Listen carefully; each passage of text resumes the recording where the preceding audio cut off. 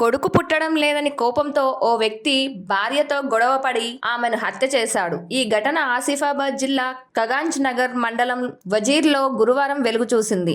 వివరాల్లోకి వెళ్తే గ్రామానికి చెందిన డోకే జైరాంకు భీంబాయ్ అనే మహిళతో గతంలో వివాహం జరగ్గా కూతురు పుట్టింది. కొడుకు కావాలని ఆశతో జైరాం జగన్నాథ్పూర్కి చెందిన పోచ్బాయ్ని రెండో వివాహం చేసుకున్నాడు. ఈమెకు కూడా 2 ఆడపిల్లలే పుట్టారు. దీంతో అసహనానికి గురి అయిన జయరాం మగపిల్లాడు లేడన్న కోపంతో తరచూ 2 భార్యలతో గొడవ పడేవాడు. ఈ క్రమంలో బుధవారం రాత్రి కూడా పోచ్బాయ్తో గొడవ పడ్డాడు. ఇద్దరి మధ్య మాటా పెరగడంతో ఆగ్రహానికి గురి అయిన జయరాం పక్కనే ఉన్న పలుగుతో తల నుదిటిపై కొట్టి అక్కడి నుంచి పారిపోయాడు. తీవ్రంగా గాయపడ్డ పోచ్బాయ్ అక్కడికక్కడే చనిపోయింది.